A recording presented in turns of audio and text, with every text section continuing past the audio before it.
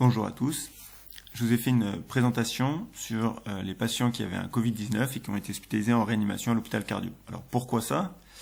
Parce que l'impression qui a été rapportée est différente de la réalité des chiffres qu'on a pu récolter.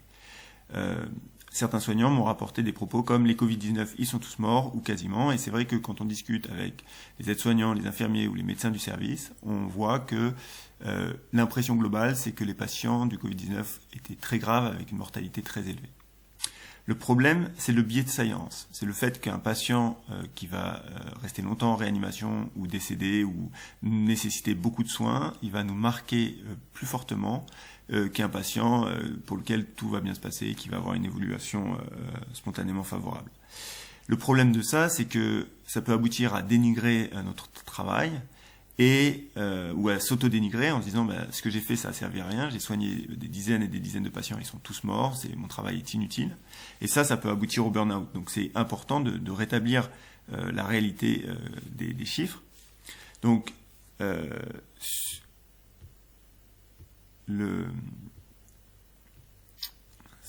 voilà, donc qu'est-ce qu'on a fait? On a analysé une certaine période, c'est entre le 10 octobre 2020 et le 29 juin 2021. Alors pourquoi cette période? Parce qu'en fait, on a fait une étude clinique, c'est une période de 8 mois, c'est l'étude PP-Covid. On avait récolté des données, notamment hémodynamiques, pour savoir quel était l'effet du décubitusement ventral chez les patients en ventilation spontanée avec un Covid, notamment sur le débit cardiaque. Mais ça nous a permis d'avoir toutes les données de 123 patients, notamment les données de survie, d'épuration extra-rénale et de ventilation mécanique. Chez ces patients, on avait l'âge et l'IGS2. Donc je vous ai rapporté ces données-là. Donc parmi les 123 patients, sur ces 8 mois qui correspondent donc à une partie de la pandémie Covid gérée à notre hôpital cardiologique, les patients ils avaient 64 ans en moyenne et l'IGS2 était à 40. Alors qu'est-ce que c'est que l'IGS? C'est un score de gravité. Vous allez rentrer en fait différents paramètres comme le motif d'admission, est-ce que c'est médical, chirurgical, le fait qu'il y ait une maladie chronique ou non, l'âge, le score de Glasgow, la pression artérielle, le P sur F. Et donc en donnant ces informations, on arrive à prédire la mortalité d'un patient. Alors à l'échelle d'une personne, ça ne veut pas dire grand-chose puisque le patient soit va mourir, soit va décéder, soit va survivre. Mais quand on a toute une population, on peut comparer l'IGS moyen, qui était à 40 chez nous, avec la mortalité réelle observée. Ça nous donne un indice de est-ce qu'on a fait mieux ou moins bien que ce qu'on aurait dû faire. Donc dans cet exemple, le score IGS il est à 47 et ça prédit une mortalité à 39%. C'est-à-dire que le patient qui a ces données cliniques, il a 39% de chance de mourir en réanimation. Donc, nous, parmi nos patients, parmi les 123 patients qui étaient passés sur ces 8 mois, il y a 64 patients qui étaient ventilés mécaniquement, c'est 52% des patients, donc la moitié n'était pas ventilée quasiment, et ça fait 8,5 jours de ventilation mécanique en moyenne, si on prend toute la cohorte, donc la moitié avait 0 jour de ventilation mécanique. Parmi les patients qui étaient ventilés, donc les 52% des patients qui étaient ventilés, la durée moyenne de ventilation, c'était 26 jours, avec une médiane à 20 jours, un maximum de 107 jours et un minimum de 1 journée. Ça correspond à notre impression qu'en moyenne, les patients étaient ventilés 3 semaines quand on devait les ventiler mécaniquement. L'IGS des patients qui étaient ventilés, c'était 44, donc un peu plus élevé, ce qui nous fait une mortalité prédite à 33%, et la mortalité des patients ventilés dans notre cohorte, elle est de 38%, donc légèrement supérieure à ce qui était attendu. Pour l'épuration extra-rénale, il y a 28 patients qui ont nécessité d'être traités par une épuration extra-rénale, soit 23% des patients. Eux, ils se déventilaient 24 jours en moyenne et ils ont une mortalité de 73%. Donc cette mortalité importante, elle reflète le fait que les patients qui sont multidéfaillants, et notamment qui ont une défaillance rénale, ils sont plus graves que les autres et ils meurent plus.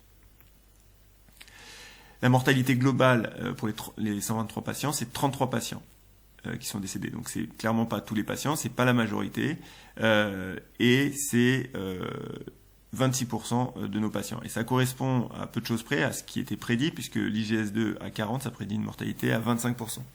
Donc on est très proche de ce qui était prédit par l'IGS2. Ce qu'il faut savoir aussi, c'est que parmi les patients décédés, il y en avait 60% qui avaient une épuration extra-rénale et 60% qui ont nécessité une ventilation mécanique invasive. Donc ça veut dire qu'il y a aussi 40% des patients globalement qui avaient été limités pour lesquels on avait, 40% des patients qui sont décédés, pour lesquels on avait décidé de ne pas faire de ventilation mécanique, ce qui montre aussi qu'il y a un vrai processus de mise en place de limitation thérapeutique dans le service et qu'on n'est pas forcément dans l'acharnement thérapeutique. L'âge moyen, il était de 67 ans et la durée de ventilation mécanique était de 22 jours.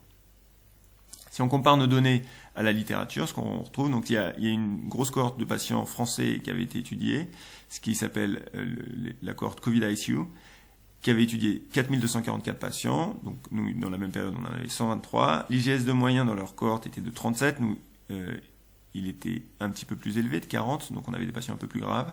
La mortalité observée dans la cohorte Covid ICU était de 30%, alors qu'elle est seulement de 26% dans notre cohorte, donc un peu plus faible. Et ils avaient un peu plus de recours à la ventilation mécanique invasive, 63% contre 52% dans notre cohorte. Donc globalement, ce qu'il faut retenir de tout ça, c'est que c'est plutôt un bon résultat, notamment sur la mortalité, qui est la mortalité attendue et qui est plus faible que ce qu'on retrouve dans la plus grosse cohorte publiée en France, et notamment que le fait que parmi les patients décédés, il y en avait plus de 40% qui n'ont pas été ventilés mécaniquement, et ça reflète une stratégie de limitation thérapeutique chez les patients les plus graves, et ça montre aussi le fait qu'il n'y a pas non plus d'acharnement thérapeutique. Et malgré ça, on a des bons résultats sur la mortalité. Donc ce qu'il faut aussi savoir, c'est que c'est le résultat d'un travail d'équipe. C'est au jour le jour, c'est les aides-soignants, les infirmiers, les kinés, les médecins, et puis tout le plateau technique avec nos radiologues, les chirurgiens qui sont venus nous aider à retourner les patients. Donc tout ce travail d'équipe, il faut en être fier parce que il a abouti à des bons résultats. Et ça doit être un moteur motivationnel pour la vague en cours. Et principalement, c'était ce que je voulais vous dire. Voilà, merci pour votre écoute.